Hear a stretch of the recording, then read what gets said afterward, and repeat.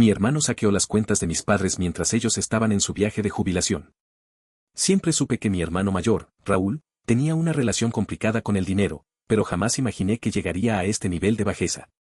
Mi nombre es Esteban y durante los últimos 10 años me he esforzado muchísimo para construir una carrera sólida en el área de la arquitectura. Mis padres, por otro lado, son gente de campo, personas que trabajaron la tierra durante más de 4 décadas en un ejido en el norte del país. Ellos nunca tuvieron lujos, su vida se resumía en levantarse a las 5 de la mañana para revisar las parcelas y asegurarse de que el ganado estuviera bien. Cuando finalmente decidieron retirarse, quise hacer algo especial. Ellos siempre hablaban de conocer Europa, de ver las iglesias de Italia y caminar por las calles de Madrid, pero lo veían como un sueño inalcanzable. Así que ahorré durante 3 años en silencio. Quería que fuera el regalo perfecto para celebrar su jubilación y la venta de una pequeña parte de sus tierras ejidales que les daría el sustento para su vejez. Hace unos meses, finalmente les entregué los boletos. La cara de mi papá se iluminó de una forma que no veía desde que yo era niño, y mi mamá no dejó de llorar de la emoción. El plan era simple, yo pagaría los vuelos, los hoteles y los traslados, mientras que ellos usarían el dinero de su cuenta ejidal, donde habían depositado lo de la venta de sus tierras, para sus gastos personales, comidas y recuerdos allá. Mi hermano Raúl se ofreció a quedarse a cargo del rancho y de supervisar que todo estuviera en orden. En ese momento, me pareció un gesto noble de su parte, aunque él siempre había sido el hijo que pedía préstamos y nunca los devolvía. Pensé que tal vez, por fin, estaba madurando. El primer indicio de que algo andaba terriblemente mal llegó cuando mis padres llevaban apenas una semana en París. Recibí una llamada de mi mamá a las 3 de la mañana. Estaba en una crisis de nervios total. Me dijo que intentaron pagar la cena en un restaurante y que todas sus tarjetas fueron rechazadas. No solo una, sino las 3 tarjetas que llevaban, incluyendo la cuenta donde tenían los ahorros de toda su vida. Yo me quedé helado. Les pedí que se calmaran y que usaran la tarjeta de emergencia que yo les había dado, pero mi mente empezó a trabajar a 1000 por hora. Entré de inmediato a la aplicación bancaria de mi papá, de la cual yo tenía acceso por seguridad, y lo que vi me hizo sentir un vacío en el estómago que nunca olvidaré. La cuenta estaba prácticamente en ceros. Faltaban más de 800,000 pesos que habían sido transferidos en montos pequeños durante los últimos 5 días hacia una cuenta desconocida. Lo peor fue darme cuenta de que las transferencias se habían hecho desde el teléfono de mi hermano, aprovechando que él conocía todas las contraseñas porque supuestamente los ayudaría con los trámites del ejido mientras ellos no estaban. Traté de llamar a Raúl, pero su teléfono estaba apagado. Le mandé mensajes, le marqué por redes sociales, y nada. Sentí que el mundo se me venía encima. Mis padres estaban al otro lado del océano, en un país desconocido, y el dinero que se suponía era para su retiro había desaparecido. Tuve que transferirles de mis propios ahorros para que pudieran seguir el viaje, pero la paz se había terminado para todos. Edit 1. Pasaron 3 días desde que descubrí el robo y finalmente logré dar con el paradero de Raúl. No estaba en el rancho cuidando las cosas como prometió. Lo encontré en un hotel de lujo en la ciudad vecina, rodeado de gente que ni siquiera conocía, gastando el dinero de mis padres como si se hubiera ganado la lotería. Cuando lo confronté en el vestíbulo del hotel, no mostró ni un gramo de arrepentimiento. Me dijo que él también se merecía unas vacaciones y que, como él se había quedado trabajando la tierra mientras yo estudiaba en la ciudad, ese dinero le correspondía por derecho de herencia anticipada.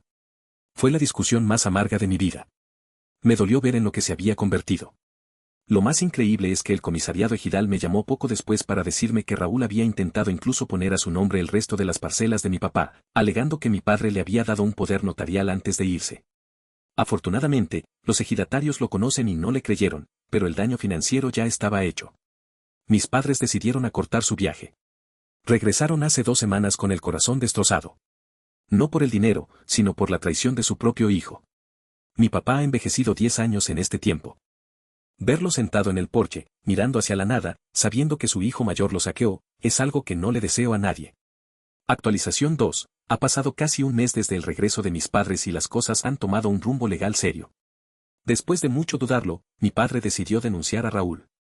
Fue una decisión dolorosa, pero entendió que si no lo hacía, mi hermano terminaría por quitarles lo poco que les queda de tierra. Descubrimos que Raúl no solo gastó el dinero en hoteles y fiestas, sino que también tenía deudas de juego enormes con gente muy peligrosa. Resulta que las transferencias que hizo eran para pagar a unos prestamistas que lo tenían amenazado. Esto no justifica lo que hizo, al contrario, pone en evidencia que puso en riesgo la estabilidad de toda la familia por sus vicios. Mi hermano ahora está prófugo. En cuanto se enteró de la denuncia, desapareció del mapa. Se llevó la camioneta de mi papá y algunas herramientas costosas del rancho. Estamos viviendo un proceso de sanación muy lento. He tenido que trabajar horas extra y tomar proyectos adicionales para intentar reponer un poco del fondo de retiro de mis padres, porque me niego a que su vejez sea de carencias después de tanto esfuerzo. Lo más triste es el silencio que ahora reina en las comidas familiares.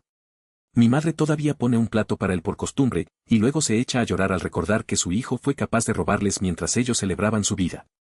Arefano, han pasado ya 6 meses desde que todo este drama comenzó. Las autoridades finalmente localizaron a Raúl en otro estado.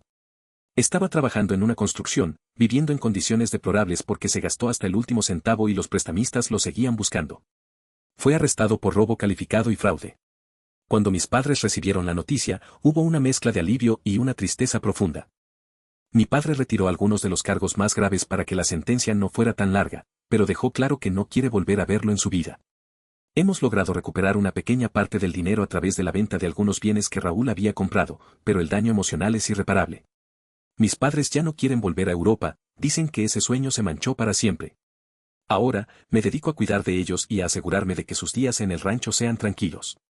He aprendido que la sangre no siempre significa lealtad y que a veces, los enemigos más peligrosos están sentados en tu propia mesa. La justicia divina o el karma, como quieran llamarlo, terminó poniendo a Raúl en una celda, pero el vacío que dejó en nuestra familia es algo que ninguna sentencia podrá llenar. Mis padres están recuperando su sonrisa poco a poco, pero cada vez que escuchan un teléfono sonar, se asustan pensando que es él pidiendo dinero otra vez. Es una lección de vida muy dura, pero estamos decididos a salir adelante sin él. Hay secretos familiares que destruyen hogares. ¿Has vivido algo similar? Comenta tu historia abajo y síguenos para más relatos.